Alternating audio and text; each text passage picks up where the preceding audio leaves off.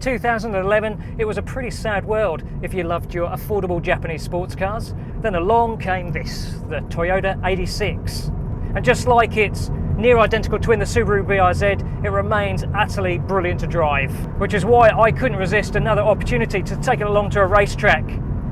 Except, it looks like I'm not going to have the circuit to myself. You didn't think I'd let you have all the fun today, did you? I've bought this here to keep that honest. Well, so it seems, but I'm not quite sure why you bought this because it's not really a direct comparison. I mean, the last one of these cost close to 50 grand. Well, this one now is just over 30, so it brings it directly into comparison with your ancient dinosaur here. Right, hold on. So what you're already saying is that this is already heavily influenced by the 86's pricing. Well, it owes a debt of gratitude to it, but this has moved the game on in a lot of ways. It makes your Subaru in drag look like a bit of ancient history. You look at the interior and... What's wrong with the interior? Look at it, seriously. Look, it's basic, you know, it's a business office. It looks like it was styled by Atari in 1986. It's... Well, this is 2+2 seating, you've got a fold down rear seat.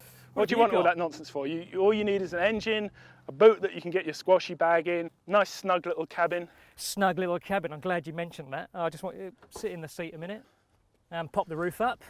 Well, not a problem. Well, let's see. So it's not even electric roof operation. Right, there. Now where's your... Ah, that's the power bulge. No, seriously, right. It's all about efficiency, lightweight. All right, well look, I reckon we need to get these out onto the track and see how they go. This one will be quicker. In your dreams.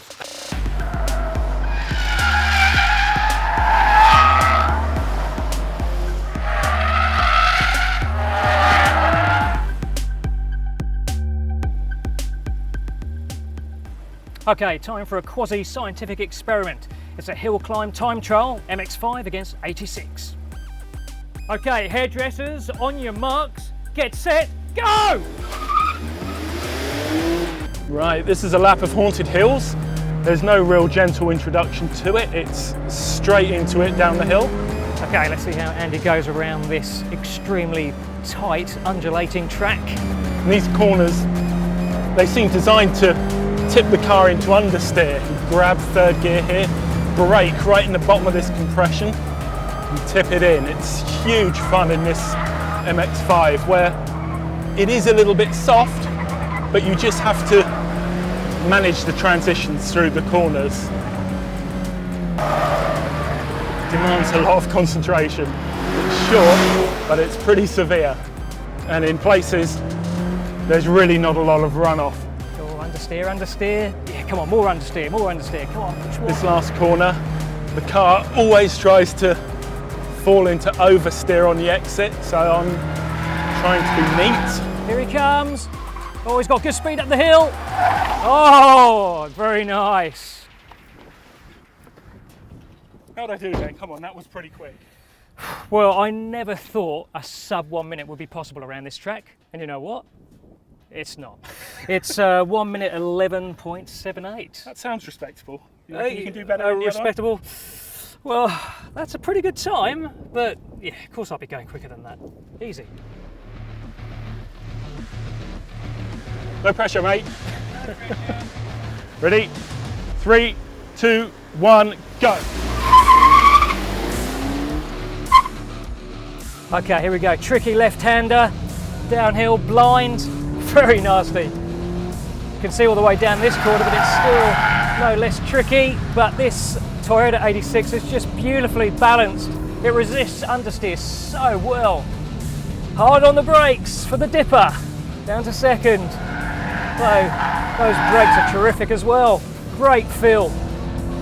And this steering is sublime. Tremendous feedback. Great accuracy. Let's rev this engine out, 6.5, 7,000, up to 7,450. That's just terrific. Peak power at 7,000 RPM. Now into the last corner. Okay, balance it, balance it.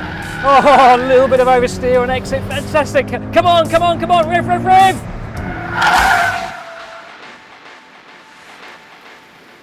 That felt pretty good. That was good. I was confident right up until the bottom, but it was really close. 1:12.22.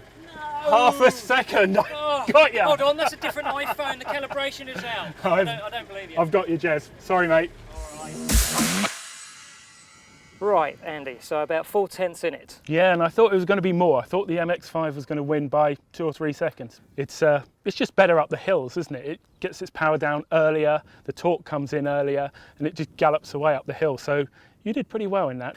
Just the tractability of the 86 engine, it's just not quite as good as the MX-5s, particularly down low, second gear out of those tight corners. Yeah. But the 86 just absolutely revelled in that really tight stuff. Beautifully balanced car. I think I might go for a drive in your 86 now and see what the problem was. Right, I better try the MX-5. Okay, let's see what this MX-5 2 litres got. Nail it! Let's go the revs!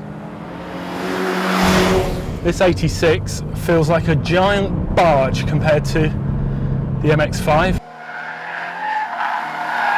There's quite a bit of body roll.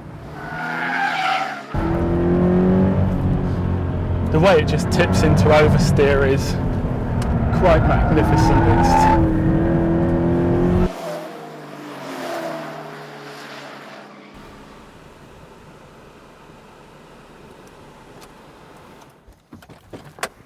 Right, Andy, 86 convert.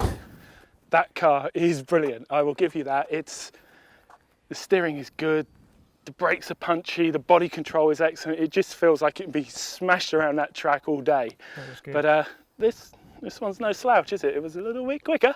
Yeah, but let's not mention that. But what I will say is that a surprising degree of body roll, yet it never interferes with the balance of the car mid-corner. No. And also when you are there, I think oversteer's just a little bit more on tap than in the 86. So it's terrific fun, good steering. There's a level of subtlety to this car that takes a bit of learning into, doesn't it? That's what I quite like about it. Yeah, there's like two different approaches to these cars and the way that you drive them. Yeah, you do need a bit more finesse with the MX-5.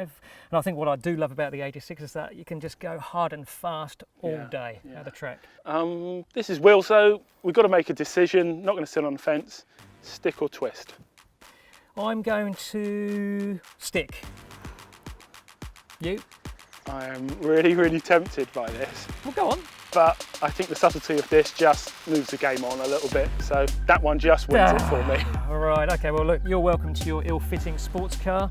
I'm going to have the ice-cold air conditioning of my coupe.